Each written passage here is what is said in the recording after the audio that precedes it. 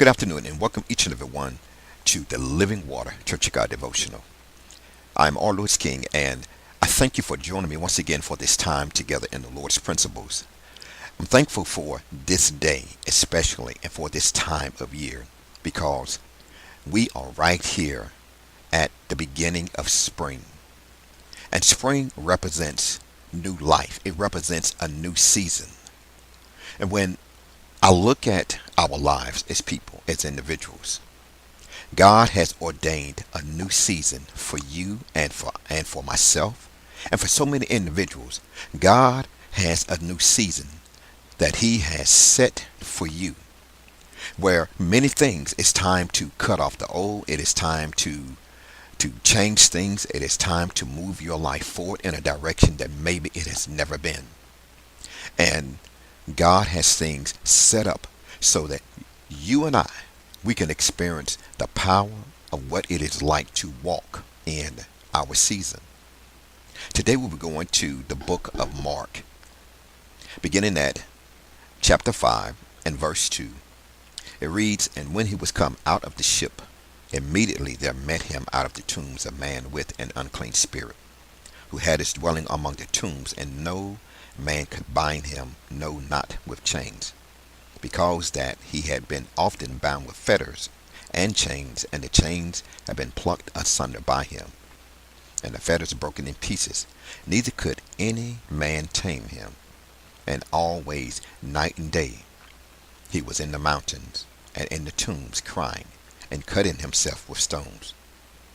But when he saw Jesus afar off, he ran and worshipped him, and cried with a loud voice, and said, What have I to do with thee, Jesus, thou Son of the Most High God? I adjure thee by God, that thou torment me not. For he said unto him, Come out of the man, thou unclean spirit. And he asked him, What is thy name? And he answered, saying, My name is Legion, for we are many. And he besought him much that he would send them away out of the country. Now there was there nigh unto the mountains a great herd of swine feeding. And all the devils besought him, saying, Send us into the swine, that we may enter into them. And forthwith Jesus gave them leave, and the unclean spirits went out and entered into the swine. And the herd ran violently down a steep place into the sea. They were about 2,000, and were choked in the sea. And they that fed the swine fled and told it in the city and in the country. And they went out to see what it was that was done. And they come to Jesus and see him that was possessed with the devil and had the legion, sitting and clothed and in his right mind. And they were afraid. And they that saw it told them how it befell to him that was possessed with the devil, and also concerning the swine. And they began to pray him to depart out of their coast. And when he was come into the ship, he that had been possessed with the devil prayed him that he might be with him. Howbeit Jesus suffered him not, but saith unto him, Go home to thy friends, and tell them how great things the Lord have done for thee, and have had compassion on thee. And he departed and began to publish in Decapolis how great things Jesus had done for him, and all men did marvel. I thank God for this scripture and these verses of scripture on today, because as stated, this is dealing with a time of a new season. And I want to share with each and every one. The Lord had begun to share some things with me, and many times when the Lord begins to give you something, sometimes it is good to write that information down, and we may not know who it's for and when it is needed. But he gave me this thought, just thinking about new season, that at the bottom of the hole in your life, the bottom of the hole is the root to all of the problems and the issues that we may be experiencing, and it is called pain. Every person experiences pain in their life, and will either lose themselves in the pain or face the pain, learning to grow with it. Every day people start a new day going to work, going to school, going about their daily lives who look perfectly fine on the outside, yet are broken many times on the inside. Even thousands of people attend church services every week. Many people sit on the pew, sing songs of praise, proclaim victory in Jesus that are broken beyond broken because, as individuals, they are afraid to face the root of their pain or may not have even identified the root of their pain that started sometimes a long time ago. Many individuals are so broken to the extent every relationship that the individual may be connected to or attached to in their lives is totally malfunctioning. The relationship from marriage or relationship with friends, relationship with being a parent, on the job relationships, from trying to even being an employee, because pain at the bottom of the hole in your life, many times it hasn't been addressed. And many times that pain can be suppressed neatly, and it can be neatly packaged and camouflaged to you or to myself. But yet, because when pain it isn't addressed, it will literally suck the quality of your life out of you like a parasite. At the bottom of the hole in many people's lives, even when you think about people who may deal with substance abuse, every substance a person can use to zone oneself out of facing reality. And reality, many times, it hits you hard. But many times, every substance that a person can use to try to zone themselves out of facing reality, by not addressing what you do not want to face, that pulls at your mind and your soul, is pain. At the bottom of the hole in a person's life, after many times experiencing that intense euphoric chemical high that makes you forget time, makes you forget about the worries of life, after you come back down to earth and then realize the problems you tried to escape, guess what? They're still there. And then you look at yourself in the mirror, the image of yourself that stares back at you, and you realize in your life you're still unhappy. You're very much disgusted with your life. And it's all attributed to the pain that's never been addressed. Every addiction, and there are many things that people are addicted to in this world on today, but every addiction that a person may have experienced or is presently experiencing in their life, the thing that a person goes to, or that a person may have went to, or that they have gone to at some point in our lives, that served as a security blanket of comfort, regardless of what it is, the root of what leads a person to the addiction in their life is pain. If a person discovered the root of their problem as an individual, if you discover it is pain, then you would discover the source of when your addiction started.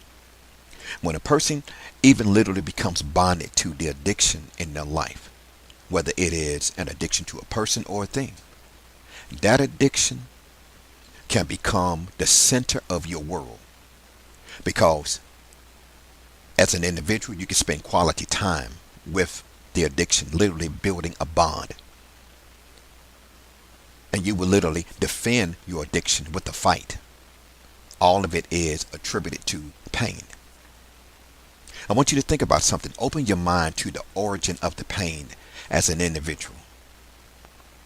If you open your mind to where it all began, where it all started, then you and I, we can literally narrow down to the approximate time, sometimes the place, who it involved, how it happened,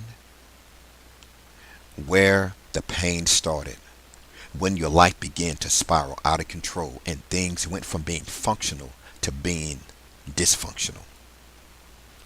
At the bottom of the hole in a person's life If you or I are presently experiencing or have experienced in our lives abandonment issues, anger issues, even abuse issues sexually or verbally, emotionally, physically, psychologically, socially, financially, brokenness from the dysfunctionality in the family environment that we were raised in, whatever family that was, that caused the insecurities in our life, the self-esteem issues in our life, the depression, that sense of worthlessness that I'm not good enough or I do not measure up. Where we have issues, accepting issues, even from our childhood and many of us even to our adulthood. We have trust issues that started in our childhood, and now many of us, we are adults and we still have trust issues, instability, and the inability to be committed in personal relationships, the inability to even love yourself, to value yourself, and to learn to be good to yourself, versus trying to prove your love by trying to be everything to everyone without boundaries, without limits. Sometimes some of us, we try to fix everyone and their circumstances in their life. We're trying to compensate for the lack in others by feeling I can suffice for the needs of everybody else in whatever way I deem is necessary, but yet I have no clue of how to even fix myself. The root of this,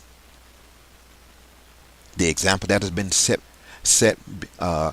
to how to think this way or how to operate this way, many times it was set by someone in family who may have lived their life by giving themselves away, possibly because the individual lost themselves in a place of dysfunctional pain, passing that mindset along.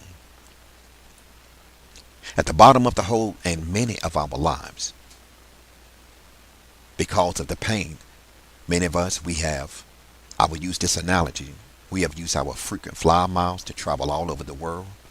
We have flown to destinations in the continental United States. We have caught an Amtrak train. We have purchased a bus ticket on a Greyhound, or even driven, our car to a place called somewhere and nowhere that geographically it can't be found, not even on or with the GPS, to run from facing ourselves. Every day it is possible to find yourself at a bar, even at a club, at a church, or some place that could be used as a place of solace, a coping mechanism, by investing conscious effort to personally solve the issues to help you and I escape ourselves. So as an individual, you don't have to tolerate and put up with being stressed out from having to address the conflict within yourself.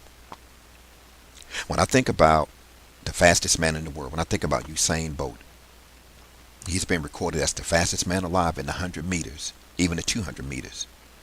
And in the physical race, he can easily outrun most of us, even now that he's retired. Internally,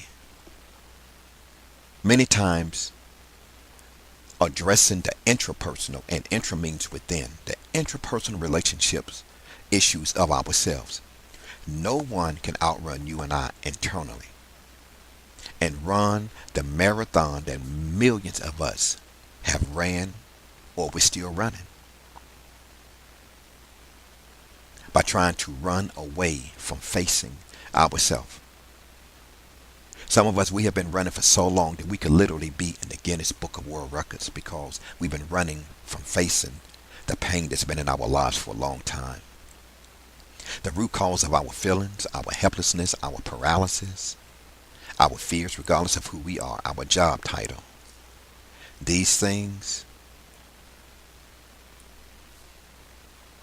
regardless of our financial status, our ethnicity, our skin color, whether we have an important name in society, whether our family is important, our educational level, the root of trying to escape ourselves, many times, it doesn't matter who we are. Pain shows no respect to person. When we look at the man in the tombs, he demonstrated the symptoms of my life is in chaos. I am crying, I am abusing myself, I am hurting myself. And how many of us, we have hurt ourselves, we have abused ourselves, we have done so many things to ourselves beyond the norm.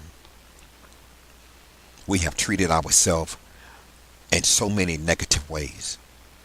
But as stated, it is springtime. And I'm not just talking about just the natural season, but the Lord wants you to know that it is springtime in your life spiritually, mentally, emotionally, in every area of your life. It is springtime. It is time for new life, a new beginning. It is time to literally go down in that hole, to go down into the tombs just like the man, to literally allow the Lord of deliverance, the Lord of breakthrough, the Lord of a new beginning, to be able to show you how to cast out that mindset. That mindset. And many times we may not realize that the scripture says, for as a man thinketh, then so is he. If our mind is messed up, then we are messed up. If our mind is messed up, then we are messed up. When our mind is out of order, then we are out of order. And God wants to bring order to our lives. It doesn't matter how many times we go to church.